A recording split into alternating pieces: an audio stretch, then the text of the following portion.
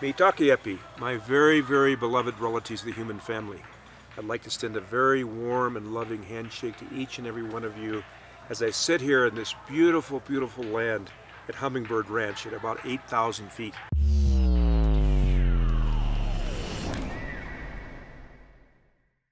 Now, the altitude has been a little bit for 74 winters, but it's been a great gathering because we have been called here by some wonderful relatives who really have a great vision about the collective legacy of the older generations passing that legacy to the younger generations.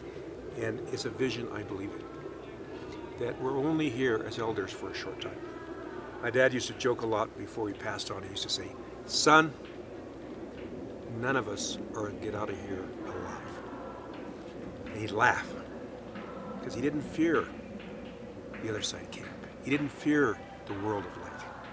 He knew our purpose was to grow spiritually here, to grow our spiritual arms and legs and eyes and ears, so we can go on to the other side camp, to many other worlds we have to travel.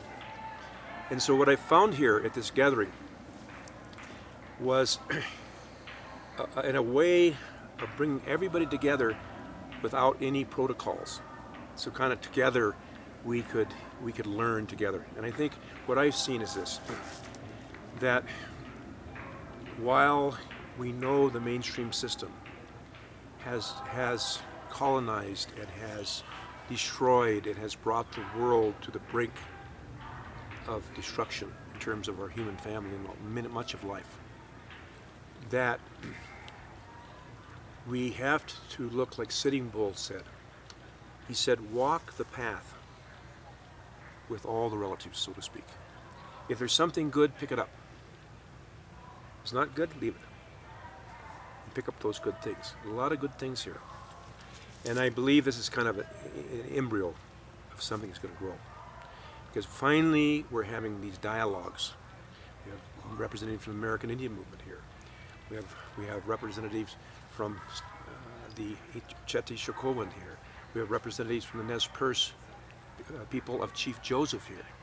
We have other relatives from many other lineages and tribes and nations of Mother Earth.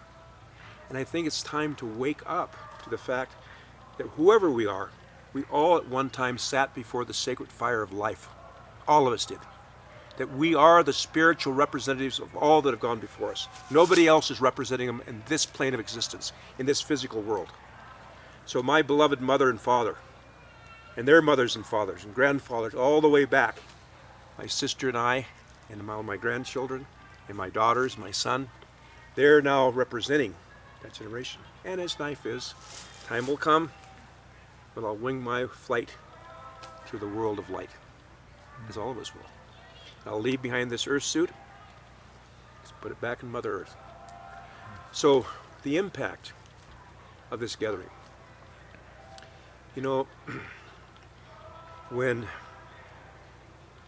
any great thing happens, it begins with a small number of people who can come together in heart and mind. It's important to also include the heart, which I see being done here. Because one elder told me this one time, he says, you know, Takoja, grandson, you're never going to solve the issues before you solely through the intellect. Because for every problem the intellect solves, it creates 10 more. That's the nature of the intellect. That's the gift of the intellect. That's how come we've been able to develop all this science. But unless we also make the journey from here to the heart, and connect the heart, which is the longest journey in the world, then we misuse the gifts of the intellect. Because we don't have the love and compassion and understanding that we're one human family, and the hurt of one is the hurt of all. And the honor of one is the honor of all. Nothing to be jealous about if somebody else rises up. Just be happy about that. That lifts us all up. Instead we have this spiritual sickness of jealousy, greed, and all these things which we're going to see the consequences that are coming on us now. I mean, we have 2 billion human beings who feel and love and care for their children and for themselves and for their relatives, just like we do here at this beautiful Hummingbird Ranch, who have no food to eat today, who have no clean water to drink, have no home to lay down in. 2 billion human beings. Now, and yet we have, on the other hand, relatives have more resources. And I'm not talking about just millionaires. I'm talking about those relatives who have so many homes they can never sleep in them all their lives. So we've got to balance that extremes of wealth and poverty. And I see that happening here, bringing together those people, those relatives who want to help. Because the idea that you're going to force people by laws to give up what they've greedily taken won't happen. It's got to be a spiritual process where they choose they want to support. A change of consciousness, a change of heart, until they realize the purpose of this life is not to gain material wealth. The purpose of this life is to gain spiritual qualities. 500 years is like the breath of a buffalo on a cold day, or a firefly on a warm summer night, or the shadows vanishing before the setting sun. That's all 500 years is. And now we've just stepped out of what I call a 500-year Sundance, a 500-year sweat lodge. We're just arriving. We're just stepping out now. Wow! I know what a 4-day Sundance does for you, and I know what just a hot, short sweat lodge does for you. But just think 500 years of prayer, having to keep praying no matter what was happening. Finally, the spring has come, as prophesied. It was prophesied this long wintertime would go on, and we'd suffer. But if we kept praying, just like in the Sundance, sometimes you're in there and your lips get cracked, your tongue gets thick trying to get some kind of moisture, but you keep praying, you keep praying, you keep dancing, you keep praying. And then when it's over, you first have a little bit of a washna, a little bit of choke cherry juice. Then all of a sudden, you're a different person. You're different. Well, how about 500 years of a Sundance? How about 500 years of a sweat lodge? Just think of the strength we have. Together in unity. One heart and one mind in many bodies. And we know that beyond this struggle we're in is the most incredible new global civilization arising upon this Mother Earth that we could ever imagine. And so when Jesus, for instance, said, and you find it all the sacred writings, including our sacred teachers, they say the Lord's Prayer. Now, I'm not getting into who was who, but this prayer. Thy will be done on earth as it is in heaven. Our prophecies say the same thing. That we're growing just like from infancy, childhood, adulthood, and now we're entering into our eldership as human beings, the beginning of our spiritual adulthood. So what I see happening here at the Convergence is that we are coming together and bringing the power, the strength of the seventh generation. And for me, now, spiritual things have infinite meaning. So I can just share my perspective. There may be infinite perspectives on this. So I know I'm just saying here's how I see it. To me, the seventh generation refers to all the young people that are emerging everywhere on Mother Earth. Because if you really look at it deeply, we all at one time sat before a sacred fire. All of us.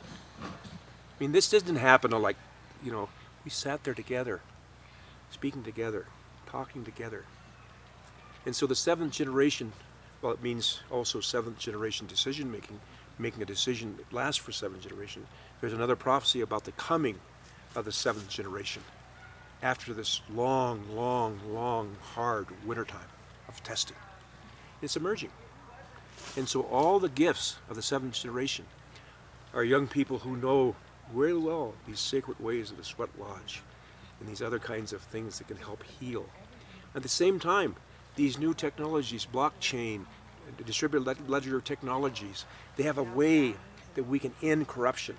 We can end and make sure things are transparent.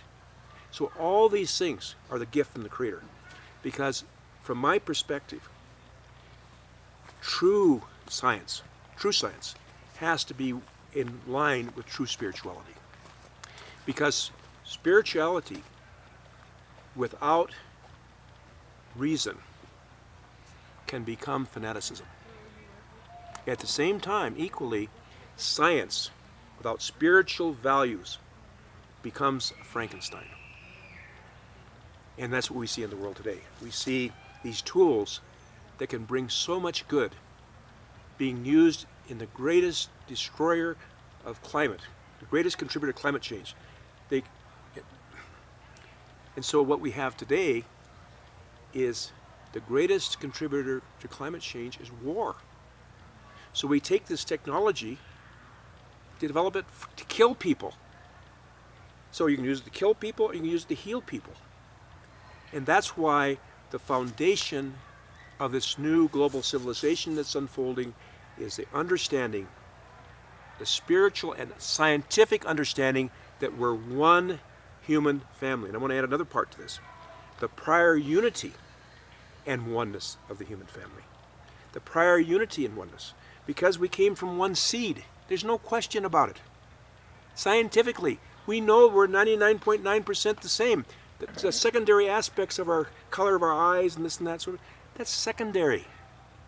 That's why you could give me a blood transfusion, I could give you a blood transfusion, we happen to have the same blood type. But that blood type's all over. You know? So we are one human family, and that's what I see the awakening coming. And I think as you have indigenous relatives here, who I see very much are ensuring that that this is not being done in a way of co-opting anything. It's just wisdom for all of us to share, to come together as a human family and to end this destruction, to end this violence and conflict. And he told this beautiful story. He said, at the beginning of creation, before human beings were put on Mother Earth, the Creator held a great council of the animal people, saying that I have this very holy, sacred gift, but I want to put it somewhere where only the truthful, only the true seeker, who's truly seeking the spiritual answers, is truly seeking the spiritual foundation and trying to find that part of themselves which gives nothing but love and assurance and uplifting. And so each of the animals spoke. Salmon said, "Let me carry it to the bottom of the ocean. They'll never find it there." Peter said, "No." And their search after meaning will even travel to the bottom of the ocean. Buffalo said, "Let me carry it to the deep buffalo grass and bury it there." No, he said, they'll tear all that land up in their search for meaning. Bear said, "Let me carry it to a deep cave and hide it there." And no, sometimes it'll even tear down the mountains. So each animal shared where they could take it. Eagle said, "Let me take it to the moon." This, by the way, was the name of that rocket, that spaceship, which, by the way, we have prophecies about that too. He said, "No, they'll even go there." Finally, the last to speak was little grandmother mole. Of course, she can't see. They had great love and respect for grandmother mole because she lived in the earth. Didn't have any eyes, but she could feel with her heart. She said, "Me talk epi, my relatives. I know where we can put it, where only the sincere, only the true seeker will find it." She said, "Let's put it within them, in the center of their heart. Here."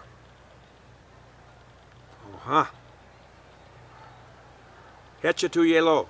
So be it.